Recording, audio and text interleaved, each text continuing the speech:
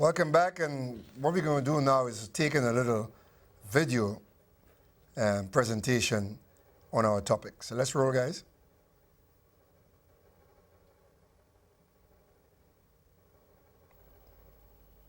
You guys write us in from all over the world, and we often get people from beautiful tropical locations writing in because we're part of the cable package. For some reason, we're part of the cable package in the Caribbean. So our good friend Bryce Wild, of course, he was traveling, as he does, because he's always finding out the latest, greatest natural things available to the world and brings them to us.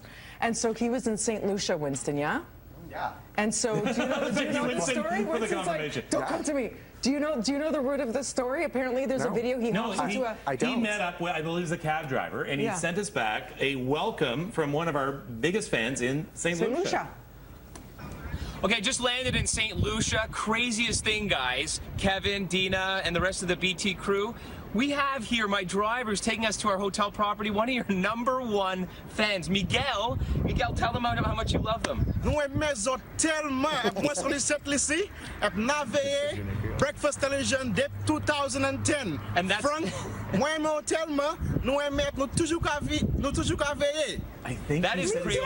I think he said This means, Frank, guess what? I've been watching breakfast television from 2010. I got and that. I'm one of your biggest fans, not just me alone, but my entire family. And guess what? I just met this guy. We're having a phenomenal time. And I said to him, next week I'm coming to Toronto. So we're going to have a good time, Frank. I hope I see you one day. I hope I meet you one day. Breakfast television, we love you. Send Lucia. Breakfast television's gone international. I can tell you guys, it's crazy. Worldwide is Miguel. Hang on, he's going to be here. He's going to be here. Miguel, we officially invite you to our show. We will have the coffee brewing. And my gosh, hello and good morning to you and your family. What a great guy. That's cool. All right, so we will get in touch with Miguel and have him come on here. And Miguel, when are you going to invite us over to your beautiful? Did you see that? Yeah, backdrop? really. Yeah, can we get down there? Can we do a BT live from there? From St. Lucia. I mean, it's our audience. They're right? our family. Yeah, it's absolutely. local, sort of. All right, you're watching Breakfast Television. It's 7 o'clock. Imagine Imagine that. Imagine that. And if I can just pick up on it, here is a taxi driver in St. Lucia who has done an amazing job of publicizing the country. But good, let me just ask you, continue the story. I just want to ask you, how did he know the guest was from Breakfast Television? Because he recognized the guy. Ah, okay, all right, He okay. looks at breakfast. Okay, he and his family watch breakfast television. Okay. Right. And here's, So what are the chances of him watching a Canadian And going- television show hang on. and this guy comes to St. Lucia and he what are actually you meets doing him? in my country? Right. And again, I am coming back. We are talking about hospitality, the hospitality industry. And I mentioned earlier the new age technology and the power that it gives us. And I tie it back into TVET. Generally, folks have been led to believe that if you're a failure in the academic system, you end up in TVET, the technical vocational side of things. It is important that we recognize that we have no failures. Only those who fail to act. Only those who fail to seize opportunity. And opportunity today can come in the most unusual of forms. Miguel, the taxi driver, in that little clip, gave to St. Lucia more in marketing than probably we as a country could afford to spend. And here he's been invited to come on their program because he was going to be in Canada shortly thereafter. When was that, by the way? I'm not sure. This was this year. Okay. It was a couple of months So ago. he's probably gone So and he's returned. probably gone and come back. So we need to get him. And here is something that's important. It is important that we in St. Lucia, we as St. Lucians, start to develop a sense of national pride. Because all too often, the average guy out there is put down. He tries something and the attitude is, Gamisi, who made think he is? We need to step up from that because there's opportunity in all of us. There's opportunity for all of us. And we chose to showcase that clip because Miguel is point in instance for this sort of thing. The new place that we can take tourism in St. Lucia, which I'm coming back and saying today is our #1 money earner, but also it is the field of endeavor that the most St. Lucians are involved in today. Joe, you wanted to say something. Yes, I'll substantiate what Kirk is saying, and to let you know a little bit of how structured we are towards our goals. We, as I said to you earlier, our job, our advocacy, if you call it that, is to glean data that that are pertinent to helping TVET reach its goal. And so far, we've asked from our partners in the hotel industry, we've asked us, those 3 questions: what is or are considered to be the hardest positions to recruit? What easy to recruit for sector requires the most on-the-job training to come up to speed? And finally, what elements would hospitality HR like to see incorporated into the secondary school or other vocational syllabi in order to better prepare students to enter the hospitality role? Let's look at the 3rd one, because that's the one that's the heart of Hyatt. The answers, responses coming from our partners in the sector has been slow, but they're coming in. And what we have received, however, so far has been insightful and points to a common thread: soft skills. In other words, everything is bordering on the line of attitude. Deportment, by soft skills we mean deportment, including presentation attitudes, conflict resolutions. Employability, including timekeeping, employee and employee responsibilities, and negotiating skills. Interview skills, including understanding of the process and the interview behavior. In other words, don't come to the interview and say, when we ask, what can you do, or what is your background? I can do anything, boss. Okay? Civics, who am I and where do I fit? Including an understanding of the democratic process, political parties, trade unions, the law, and human rights. And life skills, and that includes financial, languages, practical, literacy, and mathematics. And our great colleague Bob has a way of saying that we look for problems in maths. I think maths is structured to give solutions. Okay. So to place it on a nutshell, what Hayek is saying to TVET and to the institutions, when you are pushing through your curricula, please make sure that you have soft skills embedded into that curricula, embedded to that in your syllabi, to ensure that that impacts our kids, because our kids need to know that there's nothing greater than a great attitude. The attitude to learn is what makes the difference between what a so-called failure and a person who's successful. Okay. Well, as we say, we open the lines 452-2693, but in the meantime, let me give a little plug to À nous manger, danser, chanter Creole pour Chacom. And among the artists going to be there tomorrow, Pep, Ras Africa, Blaze, Ashanti, Shribans, Mighty, Esteban, Educator, and many, many more. Admission is $25, starts at 4 p.m. after work. But the show, after work line, but the show is 8 p.m. and it's a really cause. Chacom has given a tremendous amount to our music industry, and now, as you know, he's battling cancer, needs the assistance, needs the help.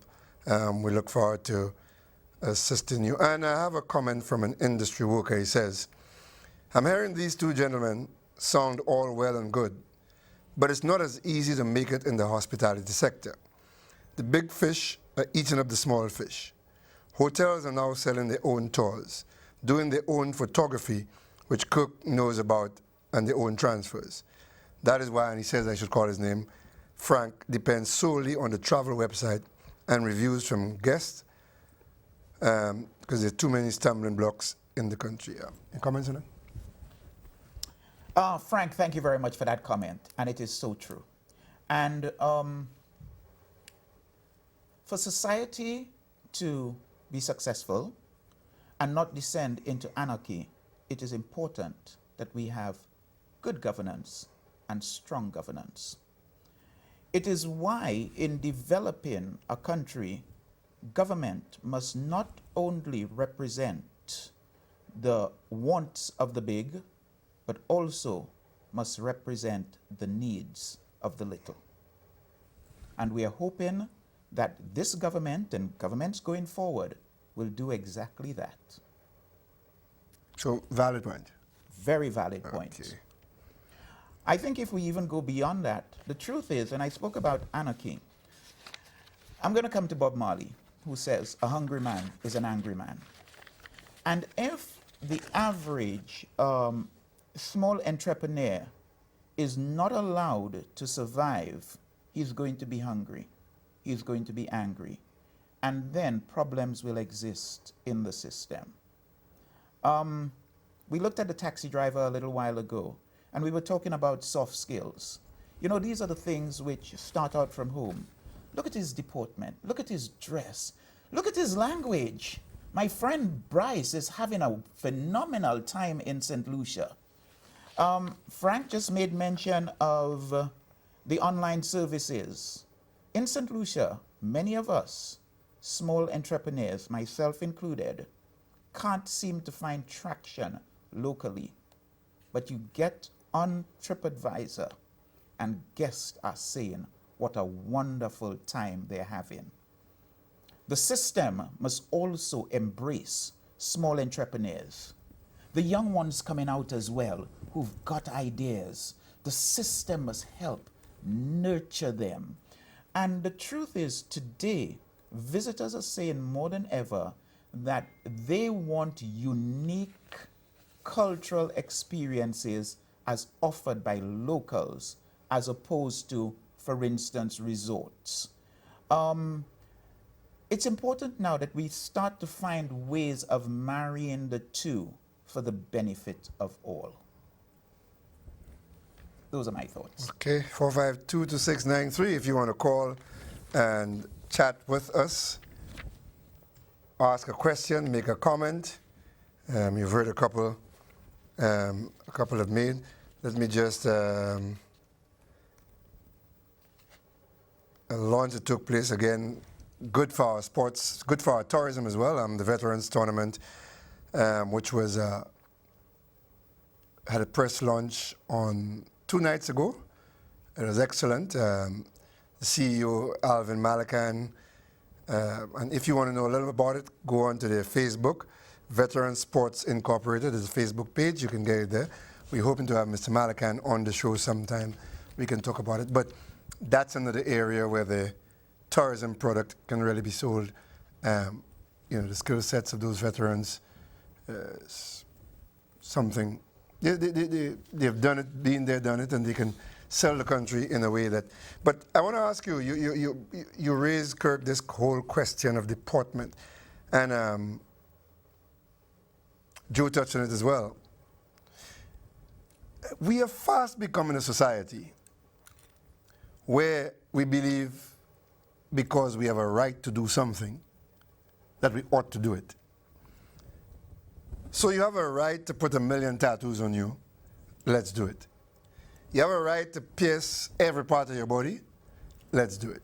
You have a right to be wearing your pants at your ankles, or no pants at all. Or no pants at all, let's do it.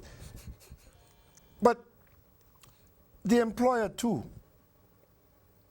has the rights about the standards he or she expects of employees. And people are going to say, well, you're discriminating against me because of my lifestyle. But they're selling a product.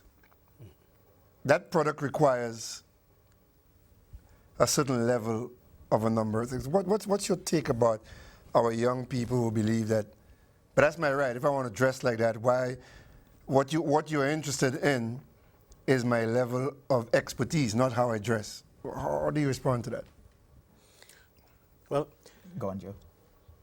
A lot of things that have eroded over the past. You and I grew up in the same neighborhood, remember, Claudius? And we remember, too, how we were brought up. We don't always say that it was the greatest way because we got a whopping when we did anything.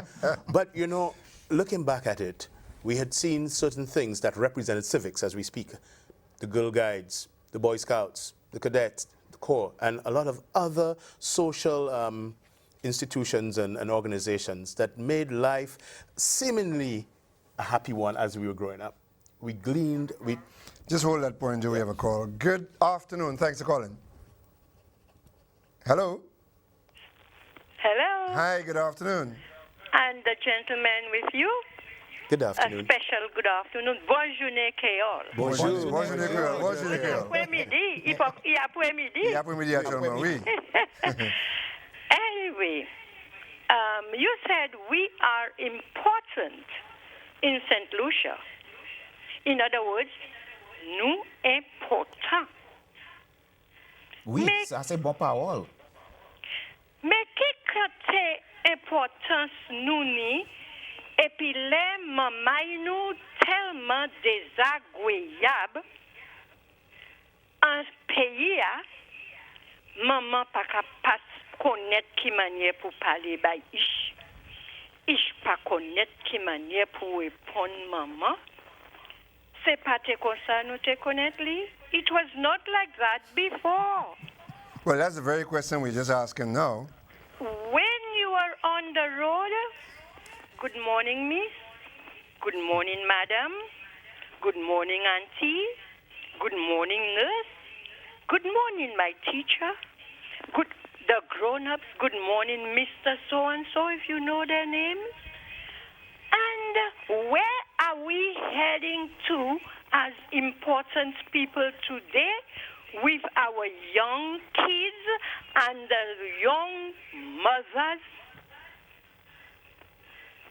But don't you think some of the grown-ups themselves are not being the proper examples? We say and do some crazy things. In fact, some of us, as far as we're concerned, children can do no wrong. That all the wrong, if a child goes wrong, is the parents' fault. Some of us actually think so.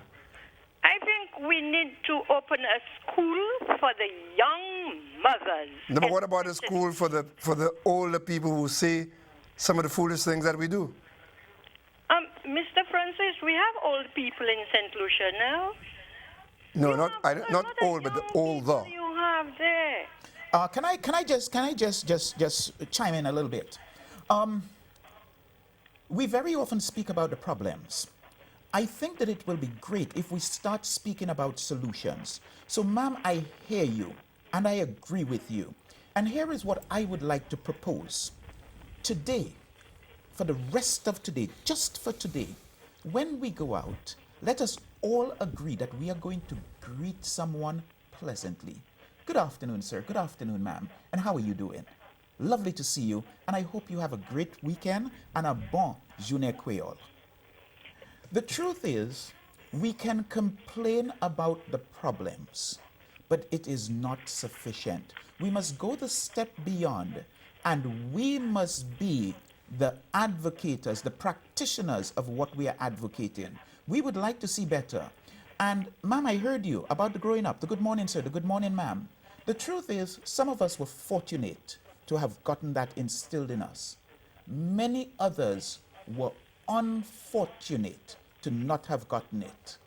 And that which you know not about, you don't even know that you know not about it.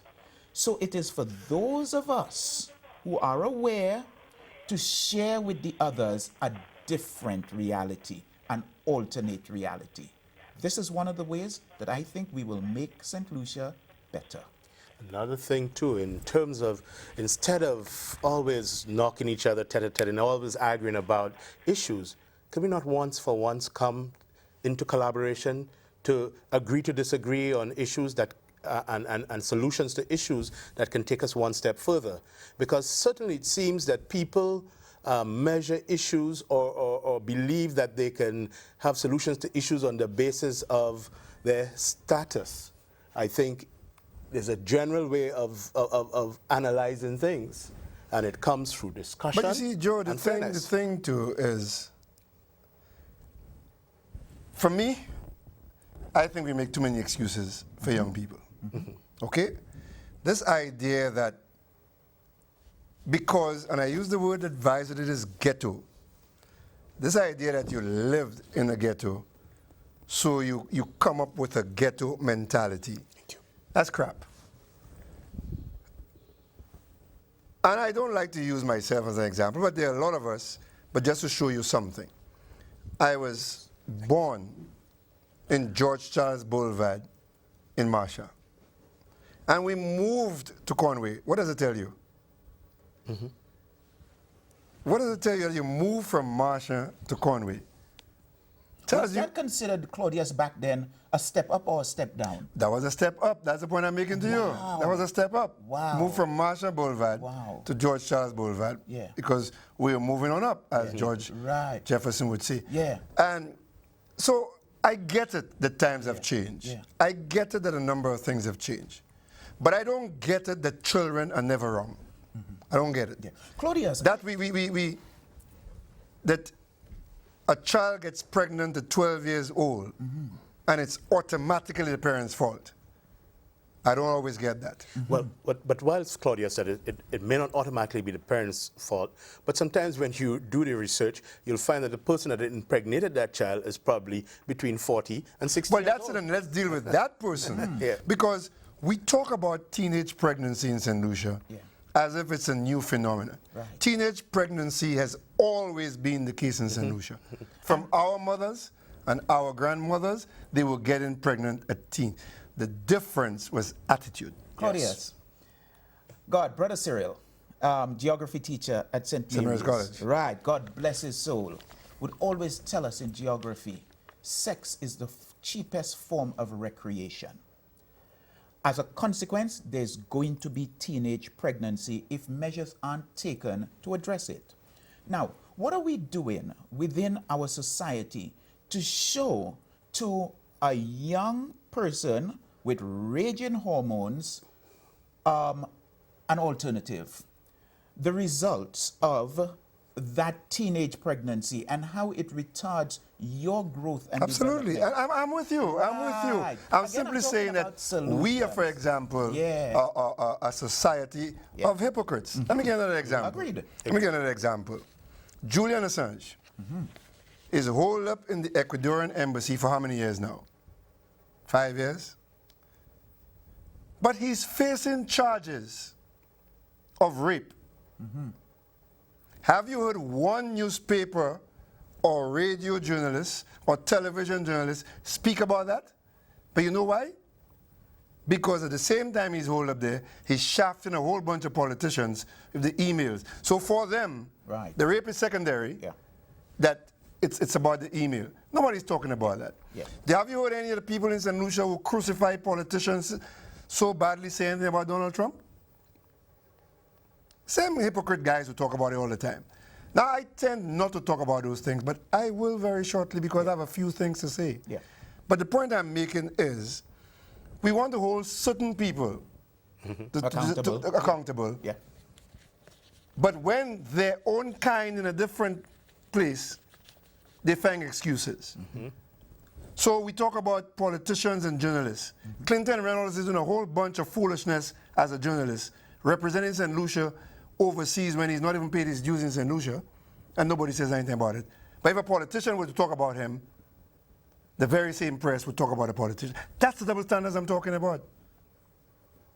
That's what I'm talking about. So how do we expect society to go forward? People talk about holding the politicians accountable. The Prime Minister said the worst things about Riani Isidore. Anybody ask him any questions? In fact, we want to bend backwards to appease him. Now, I'm not even getting into whether Riani was right, wrong, or Mike or Alan Chastney is right or wrong. I'm making the point, were it another politician who had done and said that, it would be different. Look at Timothy Poirier and Kenny Anthony. Kenny Anthony never called him a media terrorist. For years, Timothy was on radio saying that when it never happened. And other members of the press attacked Kenny Anthony. That's the point I'm making, the hypocrisy and the standards. That's the point I'm making. Claudius, it's, again, I think I'm happy that you've brought up the whole idea of hypocrisy and standards, or sometimes lack thereof. Because I come back to Frank, who asked the question about the challenges. And I'm bringing it back round to the hospitality industry and saying that because there are hypocrisy and, in certain instances, lack of standards, we have to find a way to make it better. And I come back and I say, I think that we are fortunate that there's something called the internet where visitors can get online and discover what the best reality is going to be for them. So from that standpoint, there is hope for St. Lucia. There's also hope when I listen to callers like the last caller speaking about what happened yesterday. And it's great that there are still those of us in the society who remember the yesterdays. I'm going to say our challenge is, how do we bring back some of the yesterdays? Because I think yesterday, we may not have had as much money as exists today, but we certainly were wealthier. We were happier. We had freedom. We could walk down the street without fearing for our lives. Yeah, I mean, you're right, but let's go back to this, for example, the 12-year-old. We are focusing on the fact that she's pregnant, rightly so. But somebody got her pregnant. And as Joe said, I am positive it is not another teenager or somebody of teenage age. That person is some grown-up person out there who lured the unsuspecting young lady to have sex with him, and she's impregnated now. How many teenage births have we had that are below the age of consent? Has anybody ever been prosecuted? No. So it's what we are saying. It's let's make some noise about the pregnancy, but really and truly, it's okay.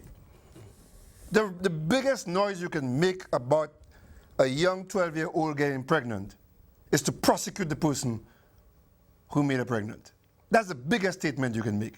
Not writing about, well, boy, she's there 12 years old, and that's not right, and the mother didn't do a good job in raising her. That's important. But to stop it is to send a message to the other grown-ups. Don't do it again, because here's what's going to happen to you. But if nobody's going to get prosecuted. And Claudius, the truth is, at 12 years old, regardless of the job that the mother did, it is rape, which is a crime. But that's my point. Yep. That's my point. She cannot consent at 12 years old. Let's start talking to her about who did that to you, who impregnated you, and then let us prosecute that person. I'd like to say something too. No, we have moved away from that. That's the beauty of these programs. Yeah. And Kurt, you brought it out well. I'd like to talk about the positives, because as you say, we always only have 5 minutes left. Yes. So, as Kirk was saying, the time just flies when you're having fun. In terms of the positives, and in terms of, like an answer to what Kurt was speaking about, we always complain, but we don't offer solutions. Well, there are some institutions trying to offer some good solutions in St. Lucia. Institutions such as CARE, institutions such as NSDC. Sir Arthur Lewis is holding his own too, and I can say so from the virtue of that they're sending interns to our areas to learn skills. So at least when they come out, even if they've derived the best in A's and B's in whatever, and the degrees and what have you, they would still have a skill that whilst they await the best job in the world, they can do something for themselves rather than sit on the streets and put their minds into things, idle things like crime and what have you. I'd like to, of course, ask the public to consider these organizations, and of course to look at seeing where they can push their youth towards the syllabi and the curricula that is offered. We have a call. Just got to take that call, and then we got to wrap up. Good afternoon. Thanks for calling. Well, Claudius, I believe it's that Kurt and your gentleman that would have me to break my silence. I wonder if that's a good thing. Yeah, but you see, what they're saying is very interesting. But when Kurt is calling for, we could do something different, and the gentleman just said, we have to come with solutions. It is not easy because there's nothing for the young people to replicate on. Here we have two prominent political parties. And we are saying that let us do things differently and the others will follow. You know, if for once any of these political parties would stand up and say, you know what, don't let my chairman come in the media and call for the heads of this person and that person and that person and say we all St. Lucians, let's work together. That probably could have helped. It will not, these things doesn't happen. And unless these things, because the young people look to the top. And if the top is not doing what is right, and Kurt knows this very well, that himself at Sandals, the photographer, I don't even want to go there, that's a whole story by itself. Kurt know how Sandals, and the way the guest is not allowed to leave, people like me cannot even survive of Sandals guests, doing all the transfers themselves. Who is going to stop it? Who is going to stop it? Nobody is willing out. So let me tell you, Lucia has become a country where it is so capitalist. Boy, we ain't even ready for that. But that's how we are. We are on an American stage, and we are not Americans yet. We're not Americans, and we have not prepared for that. And I'll tell you something: nothing you all are saying there is going to change unless you, the guys there that rub shoulders with the buffet pals and the stewards and the D's and the Chasnays and that, to tell them at your dinner table, that is that, and that is that. Unless you can, until you want to cower and do speak out, it's not going to change, bro. Well, all right, we're going to leave it there because we run out of time. Yeah. Guys, we got to wrap it up. Okay. Final words from you? Well, it's just fitting to note that we must do all we can to sensitize our communities across the length and breadth of the island. We understand that there are a lot of calamities, but we need to take the positive, bold step forward.